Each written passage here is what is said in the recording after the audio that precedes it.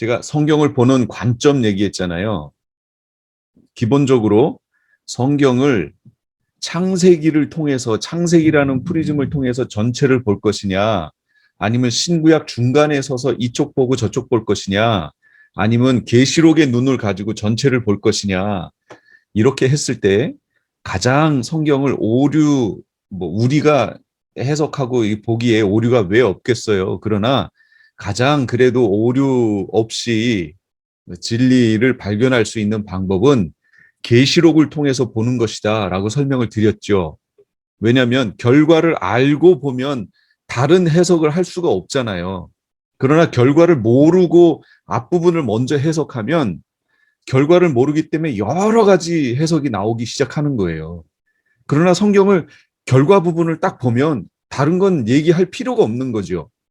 그렇기 때문에 계시록이라고 하는 그 눈을 가지고 보실 것을 제가 이렇게 말씀을 드렸습니다. 이건 우리 얘기예요. 이방 크리스찬들 얘기예요. 이 내용은. 그러면 유대인 크리스찬들은 어떠냐라는 거죠. 유대인 크리스찬들은 어떨 것이냐? 이것을 한번 주목해 주셔야 돼요. 유대인 크리스찬들에 대해서 주목을 해 주셔야 됩니다. 왜냐하면 유대인 크리스찬들은 계시록이 없어요. 우리가 보는 요한계시록이 없어요. 대신 그들이 보는 구약 성경 안에서 우리가 보는 관점에 무엇인가를 취해야 될 거 아니에요. 제가 지금 설명드린 요한계시록의 관점을 가지고 이렇게 쭉 봐야 된다라고 하는 이 축이 결과적인 내용이 하나가 있어야 될 거 아니에요. 구약 성경에. 그게 뭐냐면 그게 다니엘서입니다.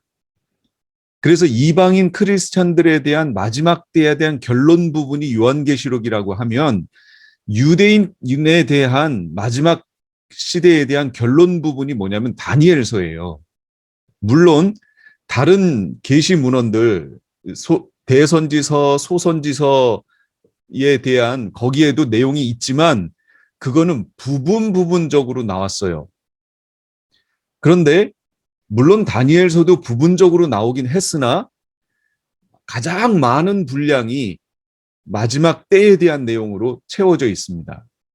여기서도 보시면 지금 빨간색으로 되어 있는 게 계시라고 얘기했죠. 계시 문헌. 이 파란색은 사건에 대한 얘기예요. 이 사건에 대한 얘기들은 목사님들을 통해서 많이 들으셨을 거예요. 담임 목사님 통해서. 그런데 여기 빨간색으로 되어 있는 부분들은 다 계시 부분이에요. 이 부분에 대해서는 설교를 많이 못 들어보셨을 거예요. 어떤 목사님이 예를 들면 7장만 설교하고 예를 들어서 여기 5장 설교하고 끝났다. 이럴 수는 있어요. 사건이기 때문에. 그러나 2장, 7장, 8장, 9장, 10장, 11, 12장 이거는 우리가 알고 있는 요한계시록과 똑같은 거예요. 그래서 이건 어느 한 장만 예를 들면 9장만 설교하고 끝 이럴 수가 없어요. 다 연결돼 있기 때문에. 그리고 그런 관점을 취하지 않게 되면은 이 다니엘서에 대해서 오해를 하게 됩니다. 오늘은 이제 7장 할 차례인데요. 지난주에 큰 신상 얘기를 봤습니다. 신상. 머리는 금이요, 은이요, 동이요, 그 다음에 철이요, 철과 진흙이 섞였다라고 하는 거 이렇게 5개의 등분으로 나눠져 있는 거 그거 보셨죠? 예, 그 내용이 마지막 시대까지 연결이 되어 있다. 이게 마지막 계시의 부분이니까. 그런데 어떤 분들은 이 부분을 성경은 분명히 5개로 지금 5부분으로 설명하고 있는데 이걸 4부분으로 해석해서 그 뜨인 돌이 와서 발을 깨는 부분 거기가 예수님의 메시아의 초림이다라고 해석을 하고 그래서 그 후에 생겨나는 하나님의 나라가 지금 무천년적 관점으로 지금이다라고 해석한다고 그랬잖아요. 이 해석은 잘못됐습니다. 분명히 잘못됐습니다. 성경으로 봤을 때 요한계시록의 관점에 봤을 때도 잘못됐고 요한계시록의 흐름 제가 3가지 축 얘기할 때도 거기에서 나와 있는 그 그림이 지금 여기 있는 큰 신상 그림하고 만나는 거예요. 똑같이. 그 그림으로 봤을 때도 안 맞고요. 그 다음에 큰 신상, 2장에 있는 큰 신상 그림으로 봤을 때도 5개의 그림으로 되어 있기 때문에 5개의 문장, 그래서 5개의 시대로 되어 있다라는 것을 기억하셔야 돼요. 그렇게 돼 있기 때문에 이 다니엘서를 해석하는 게 중요하고요. 오늘 특별히 7장 같은 경우는 어떤 면에서 중요하냐면 7장의 내용은 이거예요. 네 짐승과 작은 뿔의 환상입니다. 그러면 여기 네 짐승을 어떻게 해석하느냐, 이게 또 문제예요. 결론을 미리 말씀드리고 들어갈게요.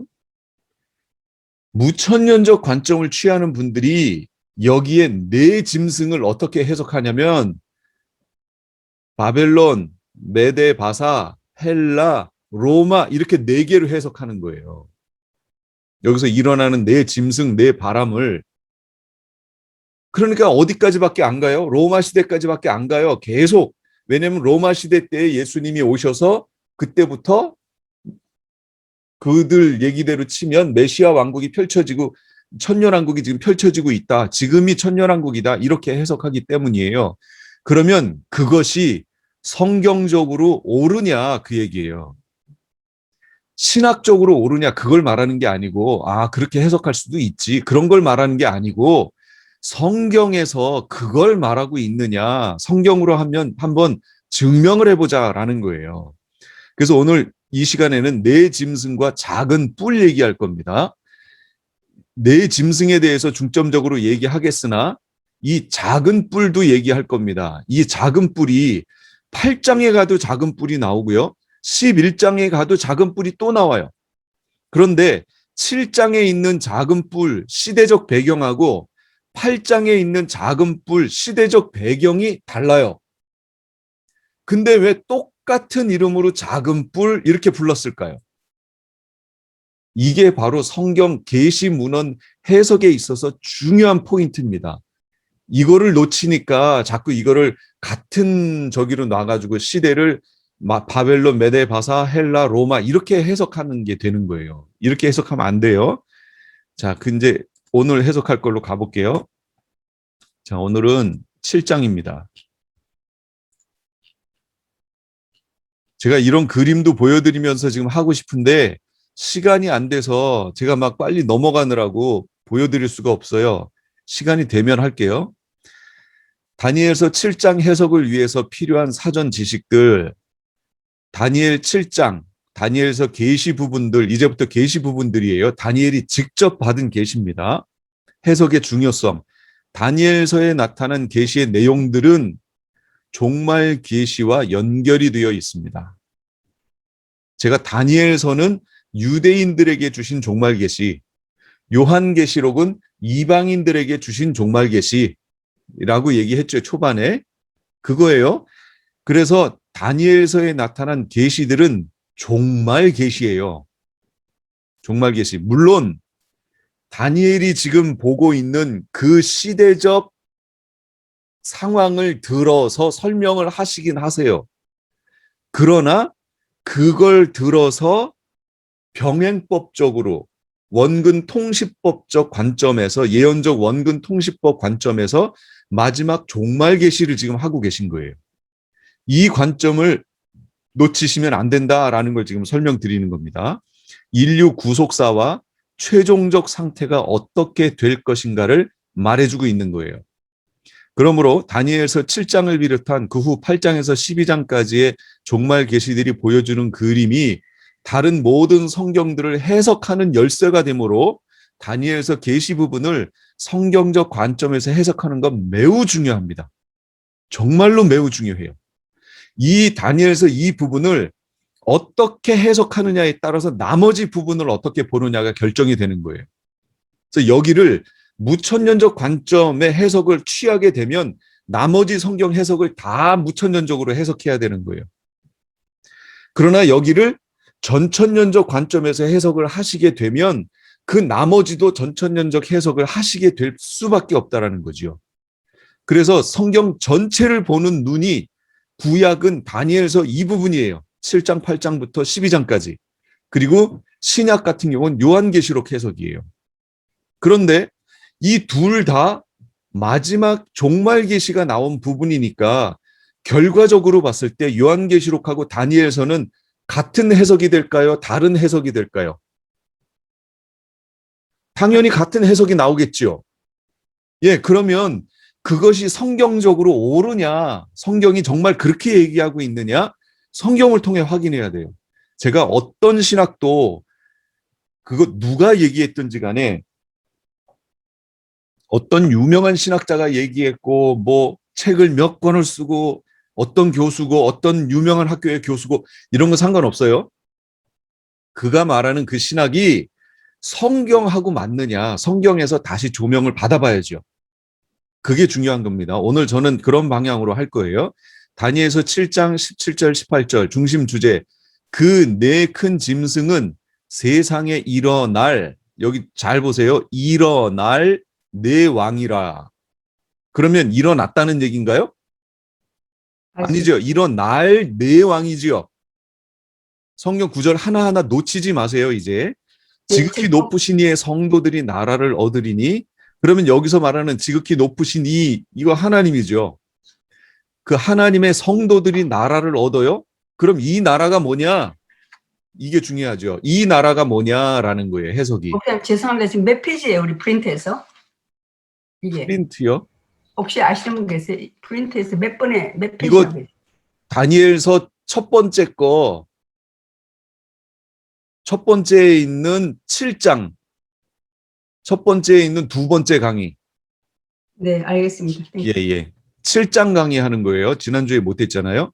나라를 얻으리니 그 누림이 영원하고 영원하고 영원하리라. 이렇게 누림이 영원한 이 나라가 뭘 얘기하느냐 이거죠. 만약에 이걸 무천년적 관점을 취하면 이 나라가 뭐가 되냐면 지금 우리가 살고 있는 이 시대에 하나님 나라 이렇게 해석하게 되는 거예요. 그러나 전천년적 관점을 취하게 되면 이게 어떻게 해석되냐면 천년왕국, 메시아 왕국, 예수님 재림하셔서 펼쳐지게 될 메시아 왕국을 얘기하는 거예요. 그래서 제가 지금 이 설명하는 거 제가 어제 이메일에 7장, 8장을 꼭 읽어오세요라고 설명드렸던 부분이 이거예요. 안 읽어오시면 제가 지금 여기 무슨 설명하는지 지금 왔다 갔다 하실 겁니다. 그래도 어쩔 수 없어요. 제가 읽고 시작할 수가 없어요. 시간을 많이 뺏기기 때문에. 포로로 가 있는 이스라엘에게 비록 지금은 네 나라가 일어날 것이고 그 네 나라의 끝에 성도들이 나라를 얻을 것이다. 포로로 가 있는 이스라엘에게 비록 지금은 포로의 신세지만 하나님께서 성도들을 위해 그 누림이 영원한 나라를 주실 것이다. 그러므로 끝까지 인내하고 소망 중에 기다려라. 누구에게 하시는 말씀이에요? 유대인. 예, 바벨론 포로로 잡혀가 있는 유대인들에게 하시는 말씀이에요. 그러니까 포로로 가 있지만 포로로 가 있는 그들에게 소망을 주기 위해서 기록된 거죠. 바로 이 관점이 요한계시록의 관점하고 똑같아요. 요한계시록에 쓰여질 그 당시가 사람들이 10대 박해가 펼쳐져 있는 그 시대잖아요.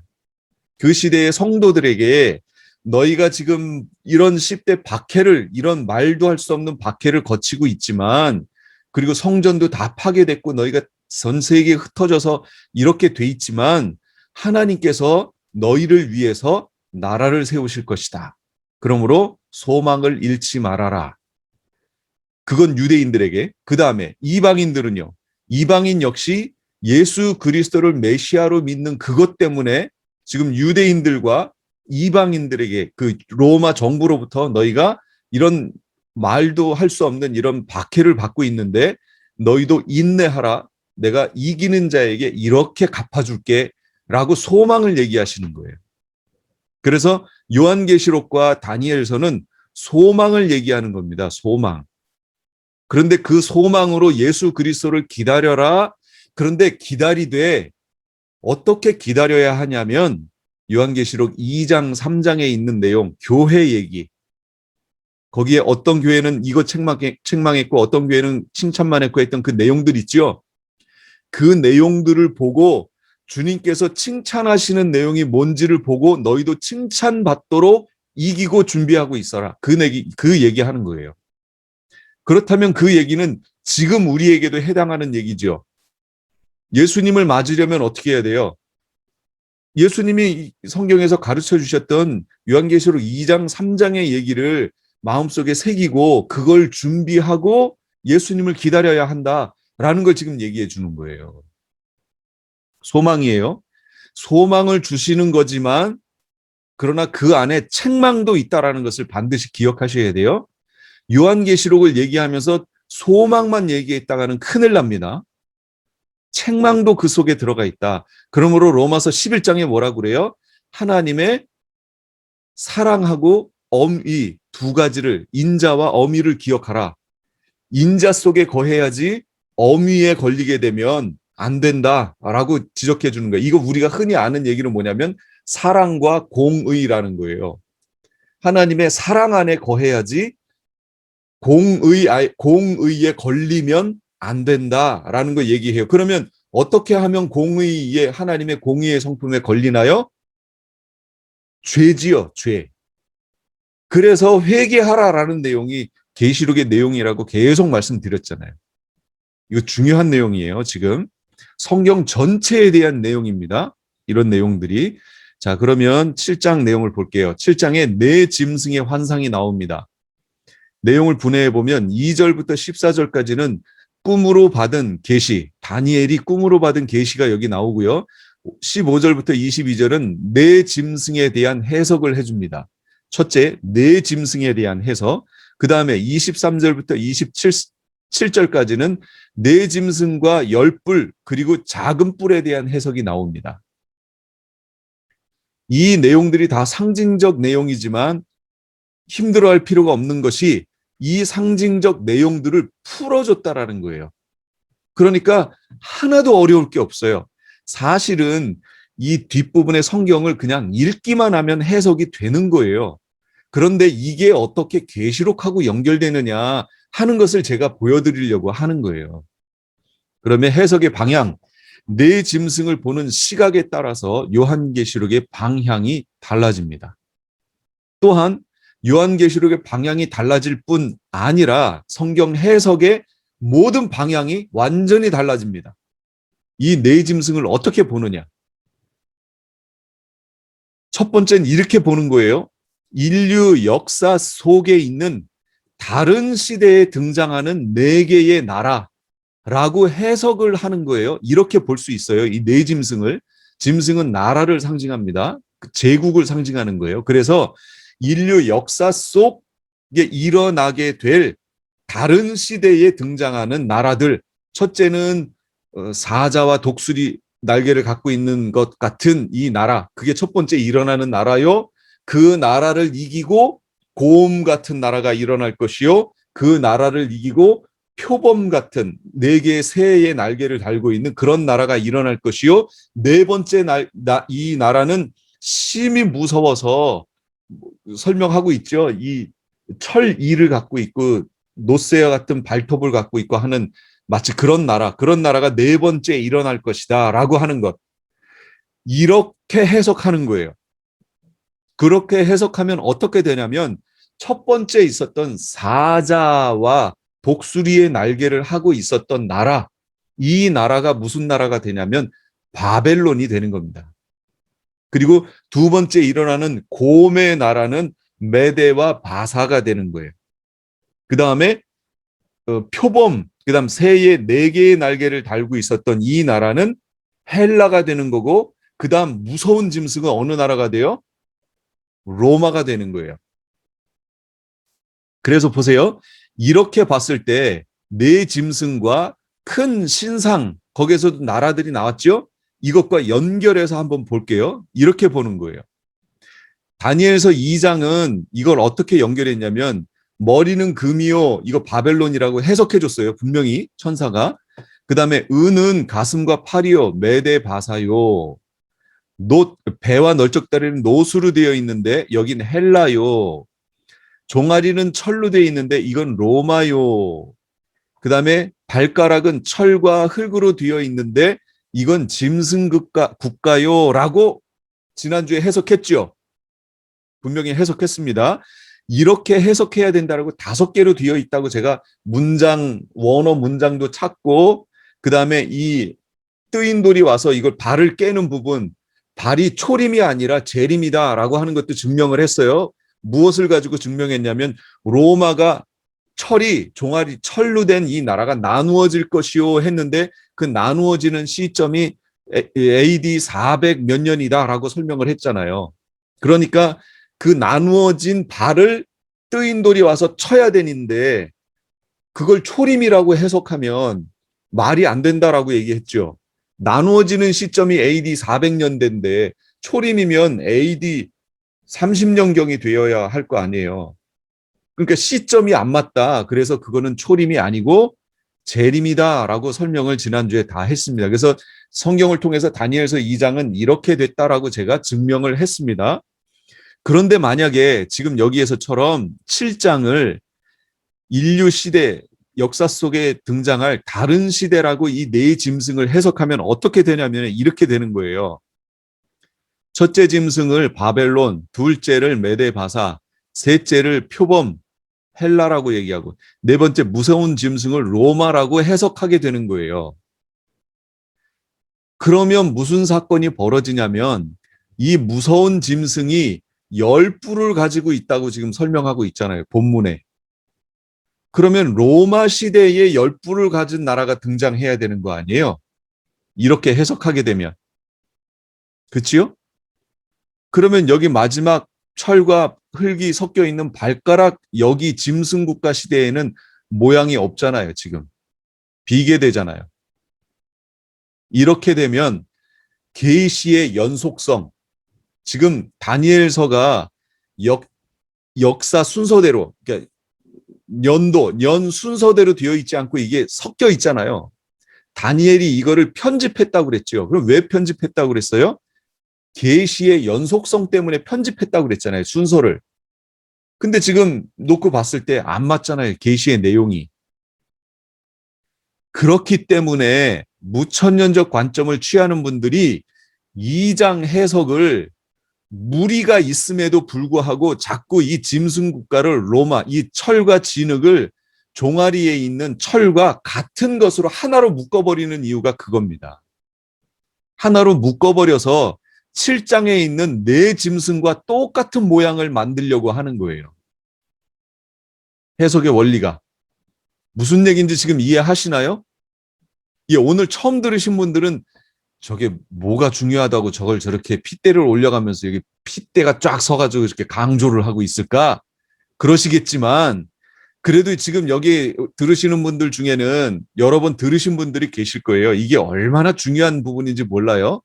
구약 해석의 원리가 여기서부터 나오는 겁니다. 구약 해석뿐만 아니라 성경 전체의 해석의 원리가 여기서 나오는 거예요. 지금 그걸 바로잡는 거예요.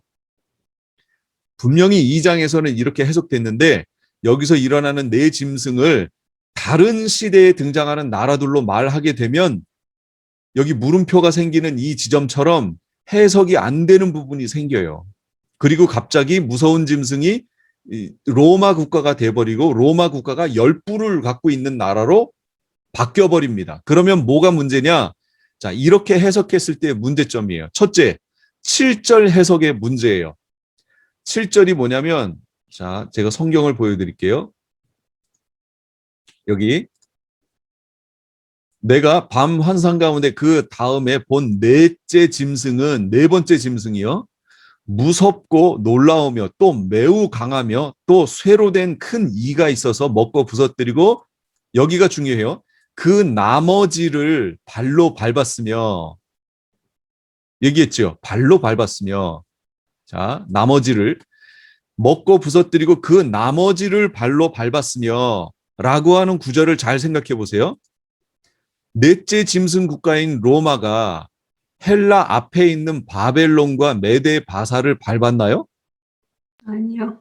그렇죠. 이걸 다른 시대라고 해석하는 순간 로마가 다시요. 다른 시대라고 해석하는 순간 첫째 짐승이 바벨론, 둘째가 메데바사, 셋째가 헬라, 넷째가 로마가 되는 거 아니에요. 이렇게 해석할 경우 이 넷째 짐승이 이 헬라를 밟은 건 이해가 돼요. 그렇죠? 근데 이 로마가 메대와 바사와 바벨론을 밟았나요? 아니요.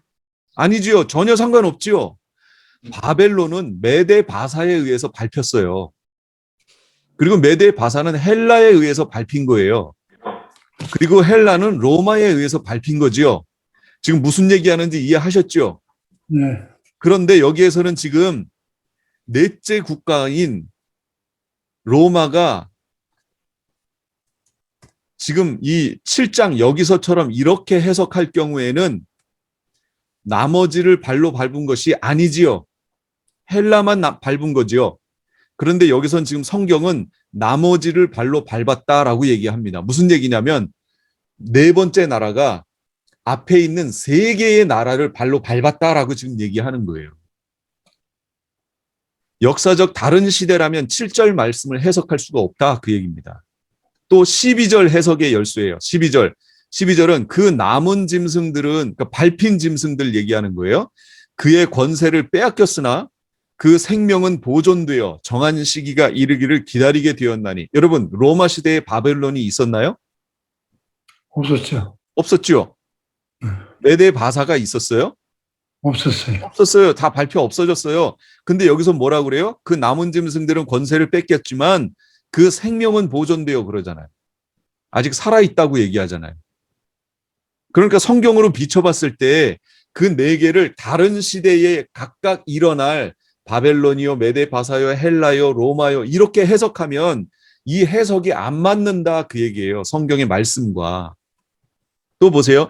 이미 세 나라가 멸망하고 넷째인 로마가 등장한 것인데 그 남은 짐승들은 생명이 보존되었다고 말하는 것은 맞지 않지요.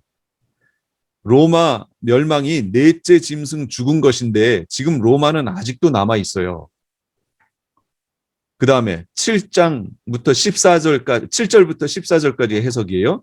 예수님의 재림과 천년왕국에서의 왕노릇하는 모습 등이 기록되어 있어요. 거기에는. 로마가 넷째 나라라면 이것을 해석할 방법이 있는가 그 얘기예요. 7절부터 14절 볼게요. 자, 7절부터 내가 밤 환상 가운데 봤는데 아까 그 내용이요. 그 나머지를 발로 밟았고 하는 그 내용. 내가 그 뿔을 유심히 보는 중에 다른 작은 뿔이 거기서 나오는데 그 작은 뿔이 첫 번째 뿔 중에 셋이 그 앞에서 뿌리째 뽑혔고 이 작은 뿔에는 사람의 눈 같은 눈이 있고 또 입이 있고 내가 보니 왕좌가 놓이고 옛적부터 항상 계신 이가 좌정하셨는데 그의 옷은 희기가 눈 같고 그의 머리털은 깨끗한 양의 털 같고 그의 보좌는 불꽃이요 그의 바퀴는 타오르는 불이라. 불이 강처럼 흘러 그의 앞에서 나오며 그를 섬기는 자는 천천히요 그 앞에 모셔 선 자는 만만이며. 여러분 여기 천천히요 만만이요 이거 어디서 보셨어요? 계시록에 가시면 천사들을 말하기를 천천히요 만만이라고 얘기했잖아요. 그 내용 말하는 거예요. 심판을 베푸는데 책들이 펴 있고 그럼 책들 복수예요. 이거 뭐예요? 무슨 책이에요? 행위책. 행위책이지요. 행위책들이 펴 놓였고 그때 내가 작은 뿔이 말하는 소리로 말미암아 주목하여 보는 사이에 짐승이 죽임을 당하고 그의 시체가 상한 바 되어 타오르는 불에 던져졌고 지금 로마가 죽어서 불에 던져졌어요? 로마는 아직도 있다니까요. 그 남은 짐승들은 그의 권세를 빼앗겼으나 그 생명은 보존되어 정한 시기가 이르기를 기다리게 됐고 내가 또 밤 환상 중에 보니 인자 같은 이가 그럼 누구예요? 인자 같은 이. 예수님. 그렇죠. 메시아지요. 하늘구름을 타고 와서 뭐예요 이거? 옛적부터 항상 계신 이에게 나아가 그 앞에 인도됨에 그에게 권세와 영광과 나라를 주고 그에게 메시아에게 주는 나라. 누가? 성부 하나님이 메시아에게 주는 나라. 이 나라가 뭐예요? 천년왕국. 그렇죠. 메시아 왕국, 천년왕국. 모든 백성과 나라들과 다른 언어를 말하는 모든 자들이 그를 섬기게 하였으니 모든 백성 나라 이것들이 섬기게 하였으니 지금 모든 백성과 나라가 섬겨요? 아니지요. 그의 손에는 소멸되지 아니하는 영원한 권세요 그의 나라는 멸망하지 아니할 것이니라. 여러분 지금 이 뒷부분 같은 경우는 메시아 왕국 지금 얘기하고 있는 거예요. 그렇죠? 메시아 왕국 얘기하는데 지금 시대가 이 메시아 왕국이에요? 여러분이 지금 성경 읽기에 지금이 그 시대인가요? 아니요. 아니잖아요. 분명히 아니죠. 이건 계시록에서 우리가 봤던 거예요. 메시아 왕국 얘기하는 거예요, 지금.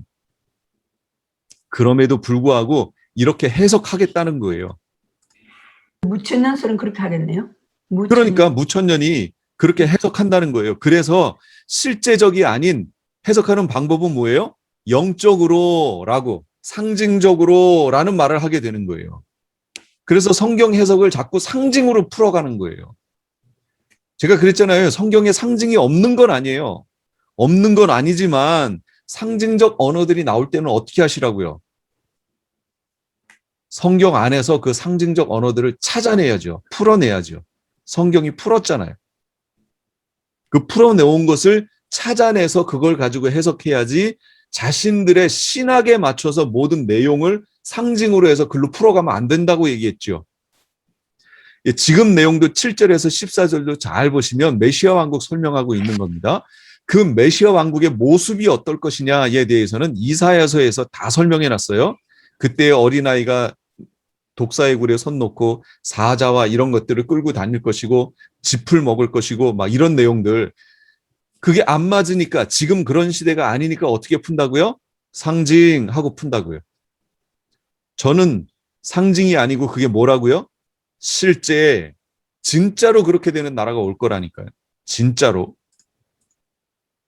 17절 해석의 문제예요. 또 가장 중요해. 아까 제가 설명했던 거예요. 17절. 그 네 큰 짐승은 세상에 뭐 할 네 왕이요? 일어날 네 왕. 일어날.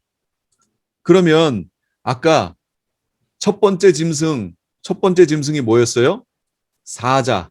얘 모양을 하고 있는, 독수리의 날개를 하고 있는 사자 모양 하고 있는 짐승. 이건 바벨론이에요. 그들이 해석하는 방법대로 치면 바벨론인데 지금 이 계시를 받은 때가 언제지요? 로마. 벨사살 왕 때잖아요. 벨사살 왕 원년이었어요. 벨사살 왕은 누구냐면 바벨론의 제일 끝의 왕이에요. 끝의 왕. 지금 이 벨사살 왕을 끝으로 이 바벨론은 끝날 거예요. 망할 거예요. 그런데 여기서 세상에 일어날 네 왕이라고 설명하면 이게 맞아요, 틀려요? 지금 한 나라는 세상 이제 마지막 왕이 돼가지고 거기서 끝나기 직전인데 이걸 일어날 왕이라고 설명을 지금 한다고 사람들이 해석한다는 거예요. 다른 시대로 해석한다는 의미가 그거예요. 그게 무천년적 관점이고. 그러면 이 해석이 옳으냐 그 얘기예요. 이걸 옳다고 볼 수 없다는 거죠. 이 해석은 잘못됐습니다. 앞으로 일어나게 될 네 왕이라고 말씀하는데 벨사살 왕 7장은 이때의 계시예요. 벨사살 왕은 바벨론의 마지막 왕이다. 바벨론은 이제 끝났는데 일어날 네 왕이 포함되면 안 되겠지요. 그러면 이렇게 해석할 수 있을 거 아니에요. 아, 그러면 그 사자가 바벨론이 아니고 그 뒤에 있는 메데 바사가 사자고 헬라가 곰이고 로마가 표범이고 그다음에 짐승 그 마지막에 있는 무서운 게 마지막 짐승 국가 이렇게 하면 되잖아요. 근데 그렇게 못하는 이유가 뭔지 아세요? 이 사람들이 왜 무천년적 관점을 취하는 분들이 자꾸 바벨론, 메데바사, 헬라, 로마에다가 이 네 개의 짐승을 갖다 껴 맞췄을까요? 가장 중요한 특징 중에 하나는 첫째, 바벨론의 상징이 사자거든요. 바벨론 이 동상, 그 다음에 벽화 이런 것들 보면 사자가 많이 나와요. 그래서 사자에다가 바벨론을 맞춘 거고 또 그걸 바꾸지 못하는 이유가 뭐냐면 헬라 때문이에요. 헬라. 세 번째 나라인 표범이 뒤에다가 네 개의 날개를 갖고 있어요. 그 네 개의 나라는 헬라가 알렉산더에 의해서 만들어진 알렉산더가 죽고 네 개의 나라로 바뀝니다. 바로 그 네 개의 날개가 그 네 개의 나라라고 맞추기 때문에 그걸 바꿀 수가 없는 거예요. 자기 꾀에 자기가 넘어간 꼴이 된 거죠. 그렇게 되니까 성경 해석하고 안 맞는 결과가 나오게 된 거예요. 자, 이제 계속 해볼게요. 그러면 이 네 개의 짐승을 어떻게 해석해야 하느냐 그 얘기예요. 인류 종말 때 일어나게 될 같은 시대에 등장하는 네 개의 나라로 보셔야 돼요. 동시에 일어나게 될 네 개의 나라, 동시대에 나타나게 될 네 개의 나라로 해석해야 된다라는 거예요. 다른 시대에 각각 일어나게 될 네 개의 나라로 해석하면 성경 해석할 수 없다. 그거 지금 증명했어요. 동시대에 발생하는 네 개의 나라로 설명해야 돼요. 왜 네 나라로 얘기하느냐? 종말에 등장할 세상을 지배하려는 4대 열강 세력 나라를 나타내 보여줘야 하기 때문이에요. 무슨 얘기냐면 다니엘 2장의 큰 신상은 계시록 17장의 7머리, 제가 이거를 정확하게 해석 안 하고 넘어갔습니다. 계시록 할 때. 왜냐면 시간이 없어서 넘어갔어요. 제가 자꾸 시간 얘기하는데 어쩔 수 없었어요. 그래서 제가 이게 다니엘서 지금 4강, 4번째 강이 끝나면 계시록을 다시 한다는 이유가 그때 계시록 때 하지 못했던 내용들을 지금 했던 이 내용을 바탕으로 하여 이제 자세하게 설명을 하고 넘어가려고 하는 거예요. 자, 용이 7머리 10뿔을 갖고 있었잖아요. 바다에서 올라온 짐승도 7머리 10뿔이었죠. 그때의 7머리가 뭐라고 제가 설명했죠? 애굽, 아수르, 바벨론, 메데 바사, 메데 페르시아 얘기하는 거예요. 페르시아, 헬라, 로마, 짐승 국가 이렇게 해서 7머리예요. 이거에 대한 자세한 내용은 가면 나올 거예요. 그 사이에도 다른 제국들이 원나라 같은 몽골 같은 경우, 그 다음에 이슬람권에서도 어마어마한 나라들이 있었음에도 불구하고 이 7개의 카운트에 왜 안 들어갈까요? 이거는 이제 계속 가면 나와요. 이 7개의 머리라고 나옵니다. 그럼 이 중에 지금 이 다니엘서가 쓰여진 시점은 애굽과 아수르가 망한 시점이에요. 그래서 5개의 얘기가 나오는 거예요. 바벨론부터 시작하는 거예요. 그래서 큰 신상, 2장에 있었던 느부갓네살이 꿈꿨던 큰 신상 얘기는 신상의 머리부터 쫙 이렇게 하고 서 있는 그 내용은 바벨론, 메데 페르시아, 헬라, 로마, 짐승국가 이렇게 해서 5개라고 얘기했죠. 그걸 얘기하는 거예요. 지금 7장은 그걸 설명해 주는 거예요. 7머리를. 그러면 2장은 계시록 17장에 있는 7머리를 설명하고 있는 거고, 지금 오늘 우리가 보는 다니엘 7장에 있는 4짐승은 그걸 말하는 게 아니고 계시록 7장에서 등장해 9장에서 나타나는 유브라데 전쟁을 일으키는 4대 열강 얘기하는 거예요. 우리 이거 보셨어요? 설명 들으셨어요? 무슨 얘기냐면 7장 들어가실 때 무슨 얘기를 했냐면 천사가 와서 하나님의 종들의 이마에 인치기까지 바람이 불지 못하도록 네 바람을 잡았지요. 유브라데 유역에서 네 바람을 잡고 있었잖아요. 바로 거기서 말하는 그 네 바람, 그걸 말하는 거예요. 그거 설명하는 거예요. 그러니까 여기서 말하는 다니엘서 7장에서 말하는 네 바람, 네 짐승은 계시록 시대에 마지막 시대에 동시대에 있게 될 제국들, 4개의 제국들을 얘기하는 거예요. 그래서 이것들이 전쟁이 지금 나려고 하는 거예요. 환란기로 들어가려고 하는 그 순간에 4개의 나라가 같이 동시에 일어날 전쟁, 이게 원래 유브라데 전쟁이에요. 이게 나려고 했는데 하나님이 천사를 보내서 이 4바람을 잡아버렸어요. 불지 못하게 했어요. 왜 불지 못하게 했냐면 그 기간에 하나님의 종들의 이마에 인치기 위해서예요. 그래서 14만 4천이라고 하는 하나님의 종들이 전삼년 반 1260일 동안 활동했죠. 그 활동이 끝날 때 바로 이 4천사를 놓아주어서 동시에 4바람이 불게 하여 그때 부른 바람, 그때 난 전쟁, 이게 뭐냐? 그게 유브라데 전쟁. 지금 다니엘서 7장에서 말하는 이 4짐승은 유브라데 전쟁을 일으킬 4짐승 얘기하는 거예요. 이해가 되셨어요? 그러면 바벨론, 메데파사, 헬라, 로마 뭐 이런 거하고 전혀 상관없지요. 네, 전혀 상관없는 얘기 하는 거예요. 그런데 그걸 거기다가 갖다가 꽤 맞춘 거예요. 바벨론은 사자, 상징이 사자니까 첫 번째 짐승은 바벨론이구나. 세 번째 짐승 그 헬라는 상당히 빠르니까 표범.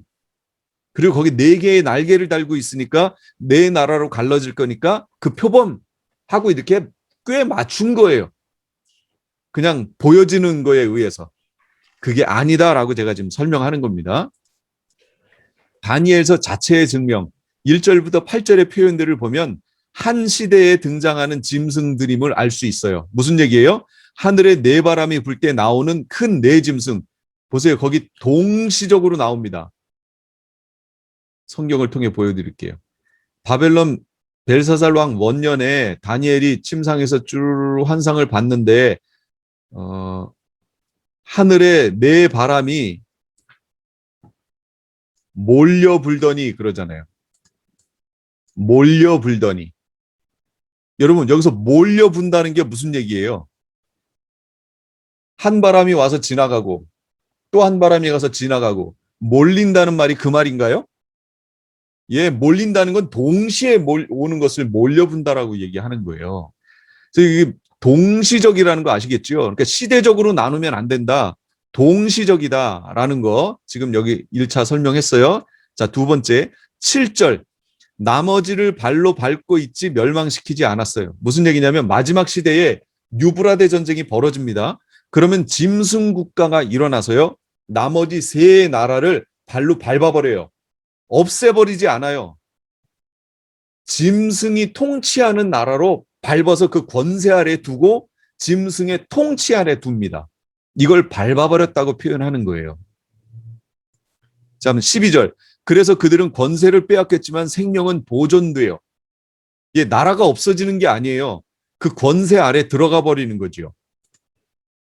7절, 8절. 열뿔과 작은 뿔의 등장 배경을 보면 보세요. 네 번째 나라는 심히 무서운데 거기에는 열뿔이 있다고 그랬잖아요. 근데 그 열뿔, 그 안에서 또 작은 뿔이 등장합니다. 그러면 그 열뿔은 뭐냐? 로마 시대에 여러분 생각해 보세요. 우리 다 역사를 배우셨으니까 로마 시대에 열뿔, 그러니까 열 권세를 가진 그런 시대로 로마가 갈라진 적이 있나요? 열 왕이 나온 시대로 갈라진 적이 있어요? 로마 시대가? 그런 거 없어요. 그러니까 마지막 걸 로마에다 갖다 붙이면 역사적으로 해석이 안 된다라는 거예요. 이해가 되셨죠? 그래서 이건 동시대적인 그 현상으로 봐야 한다. 그리고 그 열뿔 국가 중에서 작은 뿔이 등장합니다. 무슨 얘기냐면 열 뿔이 있는데 그 열 뿔 중에 한 뿔이 이렇게 나오면서 그 안에 있었던 세 개의 뿔을 이쪽으로 세 개의 뿔을 뽑아버리고 열 뿔이 등장해요. 아니 한 뿔이 작은 뿔이 싹 등장해요. 그럼 총 몇 개 된 거예요? 8개 됐죠. 이런 현상이 나타나요. 제가 계시록 할 때 이거 해석 안 했잖아요. 이거 해석하면 시간이 길어요. 해석 안 했어요.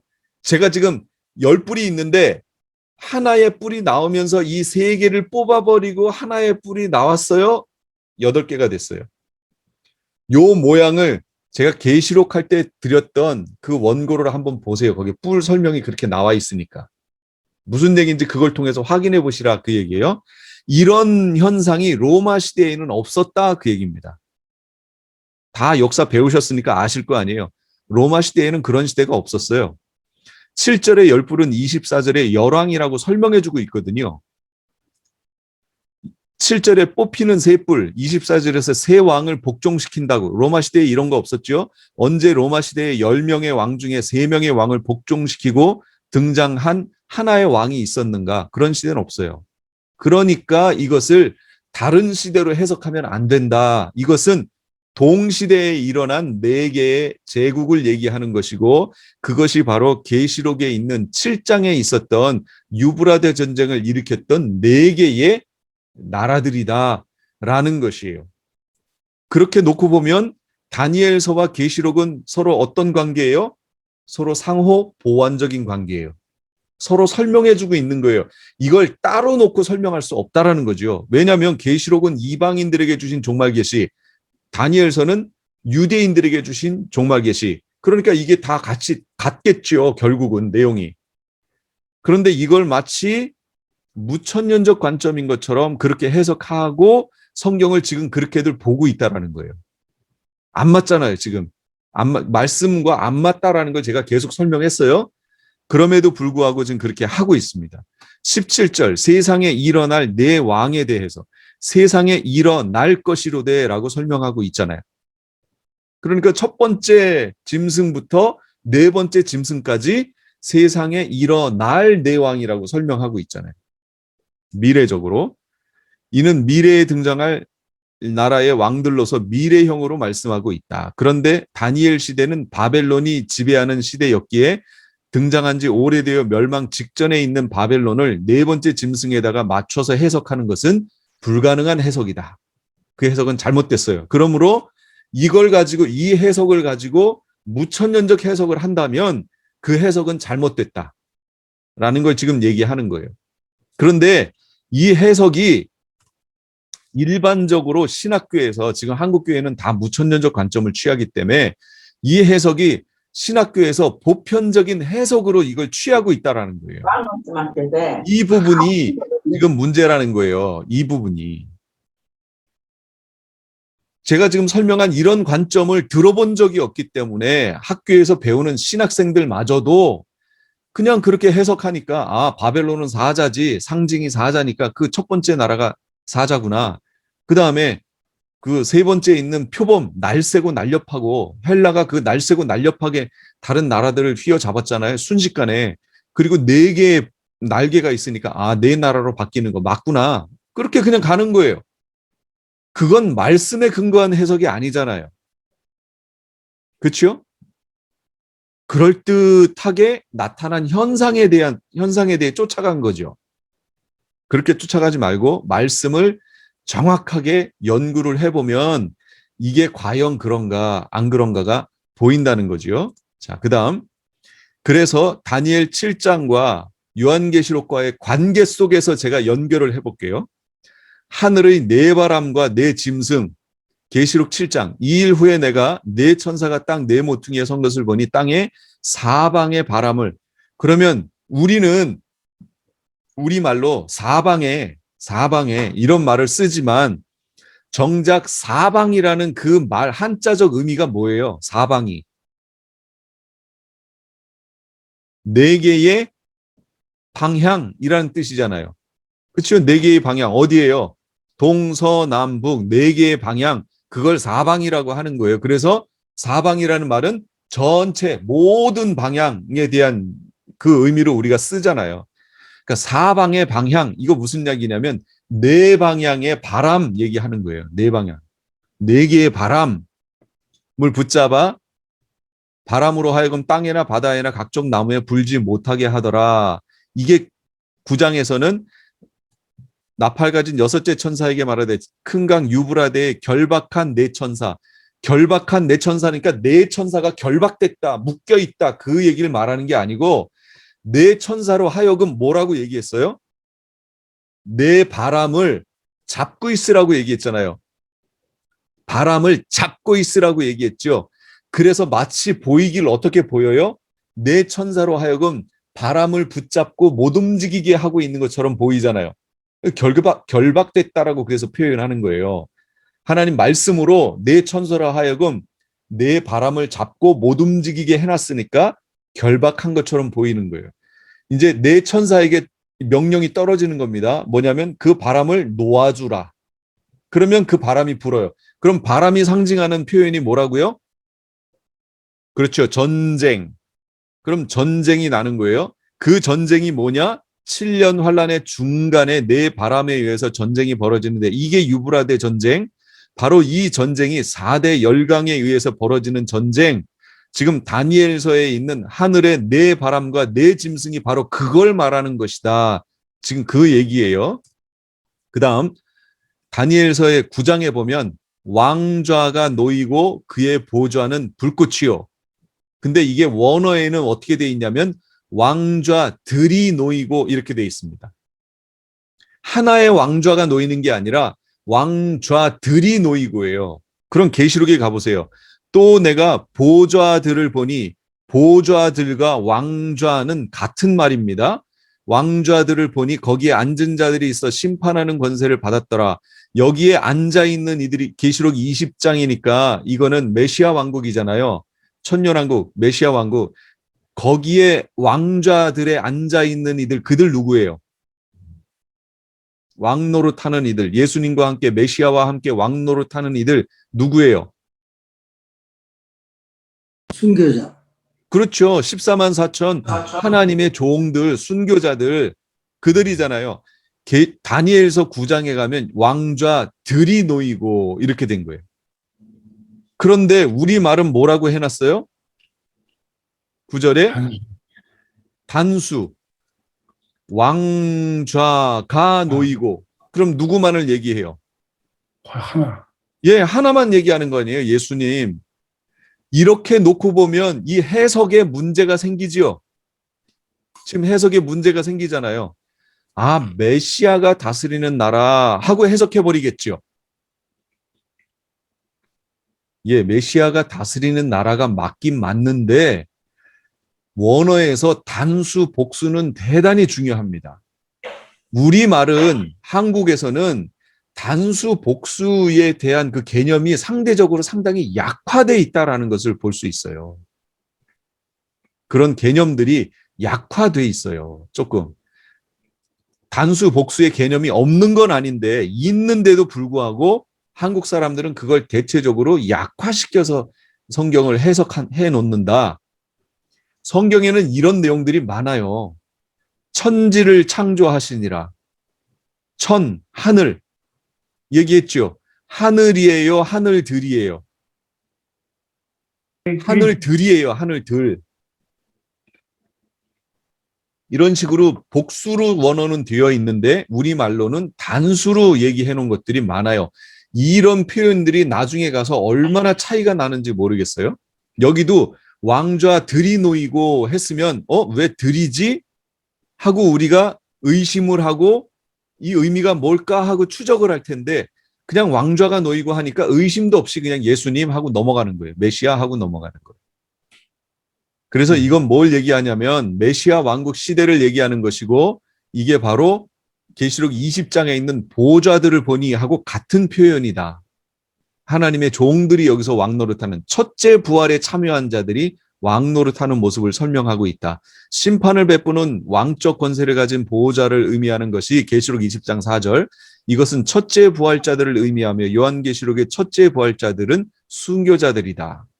요한계시록하고 다니엘서하고 이렇게 만나는 걸 제가 설명하는 거예요. 따로 가지 않습니다. 자, 그다음 13절에 구름을 타고 오는 인자 같으니 볼지어다 그가 구름을 계시록 1장 7절 볼지어다 그가 구름을 타고 오시리라. 각 사람의 눈이 그를 보겠고 그를 찌른 자들도 볼 것이요 땅에 있는 모든 족속이 그로 말미암아 애곡하리라. 구름을 타고 오시는 메시아면 구름을 타고 오실 때는 메시아의 재림의 때를 얘기하는 거예요. 그렇죠? 그렇다면 다니엘서에 있는 구름을 타고 오시는 인자를 봤다는 얘기는 무슨 얘기예요? 재림 때를 지금 얘기한다는 거 아니에요. 그러면 무천년적 관점을 취하면 전혀 상관없는 시대로 넘어가잖아요, 지금.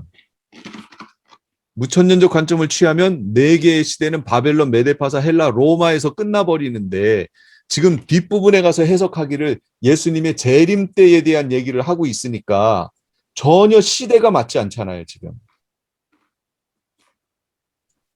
그 다음에 인자 같으니 계시록 1장 13절 촛대 사이에 인자 같으니가 발에 끌리는 옷을 입고 가슴에 금띠를 띠고 인자 같으니 누구예요?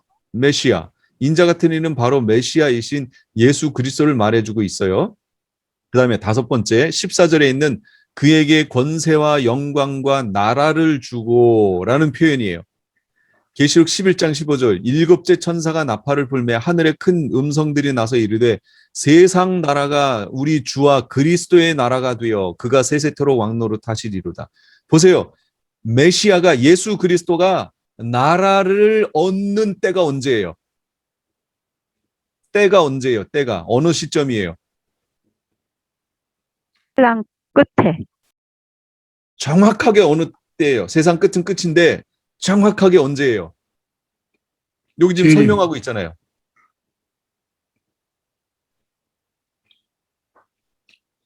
일곱째에서 나팔. 예, 일곱째 천사가 나팔 불 때. 그러면 일곱째 천사가 나팔을 부는 시점이 어디예요? 지금이에요? 재림. 예수님 재림 직전이죠. 네. 재림 직전이면 7년 환란 중에 어디예요? 끝. 끝부분이죠. 끝부분. 거의 끝부분에 가서 일곱째 나팔이 불리잖아요.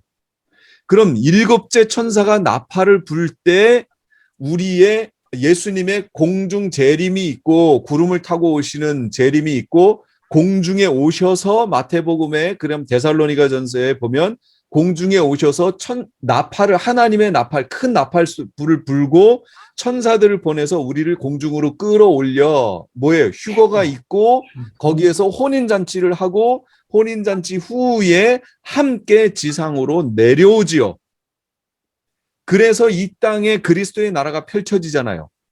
그러니까 일곱째 나팔이 불려야 그리스도의 나라가 주어지는 거예요.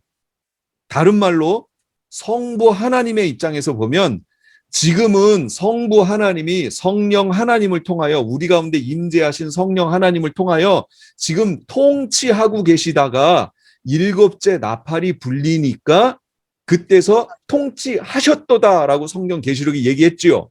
그 다음에 어떻게 해요? 통치하신 이 그 원수를 발판으로 삼았죠. 밟아버렸죠. 그 다음에 어떻게 하신다고 그랬어요? 분물에. 내가 내 원수로 발등상 삼을 때까지, 발등상 밟아버릴 때까지 너는 내 우편에 앉아 있으라. 자, 이제 발판으로 삼았어요. 발등상 삼았어요. 밟아버렸어요. 그러면 우편에 앉아 계셨던 인자는 어떻게 해요? 재림에 내려오시지요. 재림에 내려오시면 완전히 밟아버린 그 세상을 성부 하나님이 이 나라를 어떻게 하신다고요? 성자 하나님께 주는 거예요. 그래서 여기 보세요. 세상 나라가 우리 주와 그리스도의 나라가 되지요. 그리스도의 나라가 되는 거예요.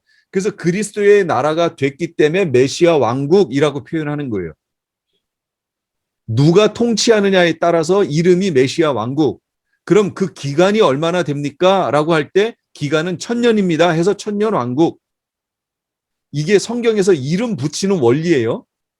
하나님의 종들의 숫자가 몇 명이지요? 예, 14만 4천이요. 그래서 14만 4천. 그들이 하는 사역이 뭐지요? 네, 증인 사역이요. 그래서 두 증인. 그들의 사역 기간이 얼마나 되나요? 네, 그들은 1260일, 3년 반, 아주 짧아요. 그래서 아이라고 부르는 거예요. 이름 붙이는 원리예요. 메시아 왕국, 누가 다스리지요? 누가 왕이지요? 예, 메시아요. 그래서 메시아 왕국. 기간은요, 1000년이요. 그래서 1000년 왕국. 이렇게 부르는 거예요. 이게 성경에 이름 붙이는 원리라고 설명했어요. 그래서 그리스도의 나라, 이거는 헬라적 표현. 크리스토스, 이건 헬라적 표현. 히브리적 표현은 메시아 왕국. 그리스도와 메시아는 같은 말이에요.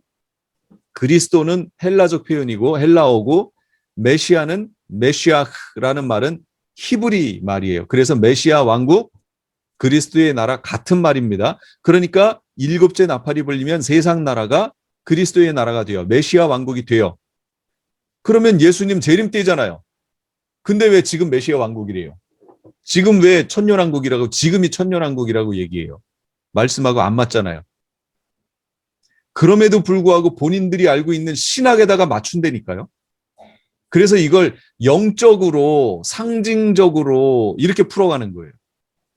아니에요. 성경에 이렇게 정확하게 나왔는데 이걸 자기네 신학에 맞춘다면 그 신학은 그럴 수도 있지가 아니라 잘못된 해석이다라고 얘기할 수 있는 거죠. 그래서 보세요. 다니엘서에도 그에게 메시아에게 인자 같은 이에게 권세와 영광과 나라를 주고라고 표현하고 있잖아요. 메시아가 나라를 받는 시점, 메시아가 이 땅에 재림하시는 시점이에요. 그때예요. 일곱째 나팔 불리는 때. 계시록하고 다 연결돼 있죠. 그리스도의 나라 헬라적 표현, 메시아 왕국 히브리적 표현, 천년왕국 계시록적 표현. 메시아 왕국은 7째 나팔이 불린 후에 이루어지는 나라예요. 그 다음에 21절에 다니엘서 21절에 성도들과 싸워 그들을 이기는 작은 뿔이 나와요. 작은 뿔이 나오는데 이 작은 뿔이 성도들과 싸워 이긴대요. 그럼 이게 무슨 표현이냐? 계시록 13장 7절. 또 권세를 받아 성도들과 싸워 이기게 되고 각 족속과 백성과 나라와 방언을 다스리는 권세를 받으니 무슨 얘기죠? 7년 환란 중에 전 3년 반 말고 후 3년 반이 이 짐승에게 붙여준 시간이라고 했잖아요. 하나님이 완전히 42달 붙여주신 시간이라고 그랬죠. 그래서 그 기간 동안에 마귀와 싸워서 이 짐승과 싸워서 이길 수 없어요. 그래서 그 기간 동안에 생명이 보존되려면 어떻게 해야 돼요? 하나님이 예비하신 곳이 있더라. 예비하신 예비처로 가야 되는 거예요. 그러나 그 기간에 남아서 후 3년 반에 남아서 그 기간에 싸워보겠다고 애를 쓰면 권세를 받아 성도들과 싸워 이기게 되고 짐승이 이겨요. 그때요. 그런데 다니엘서에서 뭐라고 그래요? 성도들과 싸워 그들을 이기는 작은 뿔이 나오잖아요. 여기서 말하는 작은 뿔이 그럼 누굴 말하는 거예요? 그 짐승 얘기하는 거예요. 바다 짐승. 그 짐승. 7년 환란 중에 후반 부분에 짐승이 42달 권세를 받는 시점이 벌어지는 일이 있어요. 그 일을 얘기하는 거예요. 이게. 자, 그러면 7번째. 성도들을 위해서 원한을 풀어주셨고 22절에 그렇게 다니엘서에서 성도들의 원한을 풀어주셨다고 나와요. 그럼 계시록에 이게 어디 나오냐면 6장 10절에 큰 소리로 다섯 번째 인 사건 보세요. 다섯 번째 인을 뗐더니 거기 순교자들이 뭐라고 했냐면 거룩하고 참되신 대주제여 땅에 사는 자들을 심판하여 우리 피를 갚아주지 아니하시기를 어느 때까지 하시려나이까 라고 순교자들이 신원 요청했죠. 그랬더니 계시록 18장 여긴 대접사건에 대한 삽경이에요. 대접사건. 대접이면 마지막에 다 뿌려진 거죠.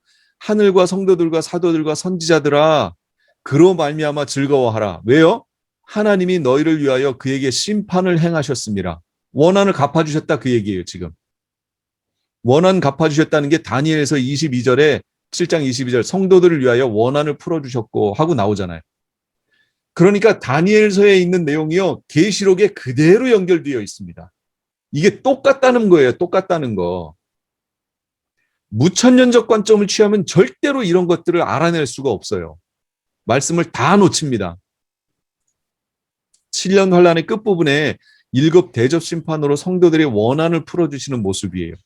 10뿔은 그 나라에서 일어날 10왕이라 여기서 24절에 그렇게 표현했죠. 계시록에 보세요.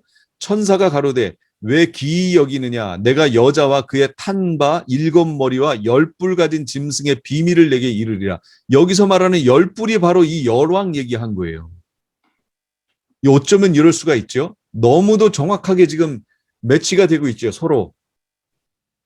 놀라울 정도로 그래요. 7머리 애굽 아수르 바벨론 메데파사 헬라 로마 짐승나라 10뿔은 마지막 짐승나라에서 일어나게 될 열왕을 얘기하는 거예요. 따라서 넷째 나라가 바로 계시록에 등장할 짐승나라다라는 걸 지금 보여주는 겁니다. 이것이 무천년적 해석을 하는 사람들처럼 바벨론, 메데파사, 헬라, 로마를 말하는 이 네 짐승이 아니고 마지막 계시록의 시대에 그때 등장하게 될 네 개의 열강, 동시대에 나타날 그 나라들을 설명하는 것이다. 그리고 한때와 두때와 반때 동안 성도들이 짐승 손에 붙여진다. 7장 25절에 나왔죠. 계시록에 보세요. 12장에 그 여자가 큰 독수리의 2날개를 받아 광야 자기 곳으로 날아가 그 뱀의 낯을 피해 한때 두때 반때를 양육받으며 바로 계시록에 있는 여기 한때 두때 반때라는 말이 다니엘서에 있는 한때 두때 반때라는 말을 차용해 온 거예요. 가져온 거예요. 그러니까 제가 계시록에 있는 표현들은 다 구약에서 가져왔다고 얘기했잖아요. 10뿔 이거 구약에서 다니엘서에서 가져간 표현이에요. 이런 거 다. 그러니까 다니엘서 해석이 어떻게 되느냐에 따라서 계시록 해석도 어떻게 되느냐가 결정된다는 거죠. 후 3년반 기간 동안 교회가 하나님의 특별한 보호를 받는 때에 자, 심판이 시작되면 멸망할 것이요.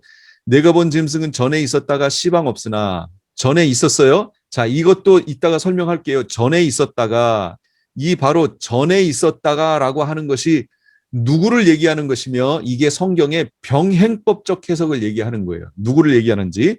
자, 그다음에 시방은 없으며 로마 시대 지금은 없어요. 계시록이에요. 이거 지금 17장.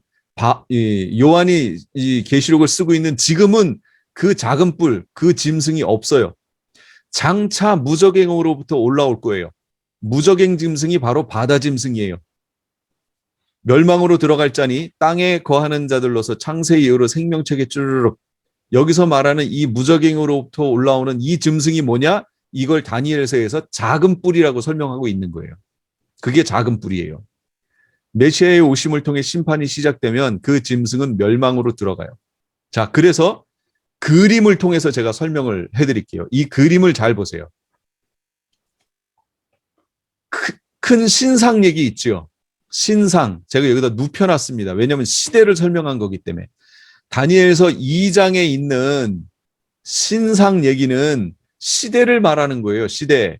애굽, 아수르는 지나간 시대고 지금 바벨론 시대 느부갓네살 왕이 꾼 거잖아요. 그렇기 때문에 여기 바벨론 머리, 메데 바사, 바벨론이 머리라고 하는 것은 이미 그 꿈속에서 다니엘이 설명해 준 내용이에요. 그 다음이 메데 바사, 그 다음이 헬라, 그 다음 종아리가 철로되어 있는 종아리가 로마, 그 다음에 발 부분, 여기가 바로 마지막 7년 환란 시간에 있을 짐승 국가 시대를 설명하는 거예요. 이게 2장 얘기예요. 계시록의 내용이랑 연결되는 거예요. 자, 그 다음에 지금 보셨던 다니엘 7장 내용은 뭘 얘기하냐면 이 짐승 국가 중간에 원래는 7년 환란 초에 내 바람이 불려고 했는데 천사들을 보내서 내 바람을 잡으라고 그랬잖아요. 사방을. 그래서 못 불게 했던 바람이 환란기 중간에 가서 이거 천사들을 놓아줘서 불었지요. 그래서 일어난 전쟁이 유브라데 전쟁이라고 얘기했어요. 바로 그때 불리게 될 네 제국들 그 모습이에요. 지금 7장의 설명이. 그리고 사자, 곰, 표범, 그런데 마지막 네 번째 짐승은 무섭기가 심히 무섭다는 거예요. 그리고 그 네 짐승, 그 무서운 마지막 짐승 머리에서 작은 뿔이 나온다는 거지요. 이 작은 뿔이 뭐냐? 요것이 바로 적그리스도, 우리가 잘 아는 용어로 적그리스도를 말하는 거예요.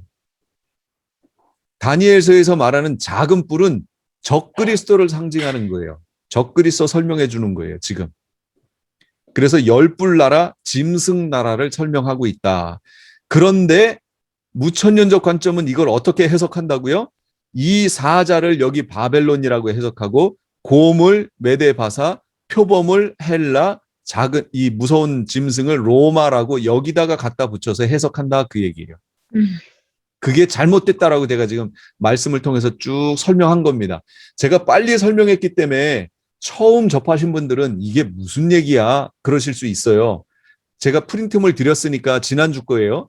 그걸 통해 다시 한번 혼자 공부해 보시고 제가 오늘 녹화한 거를 유튜브에다가 올려서 갖고 있을 테니까 필요하신 분들은 달라고 하세요. 그럼 제가 올려드릴게요. 다시 한번 확인해 보시기 바랍니다.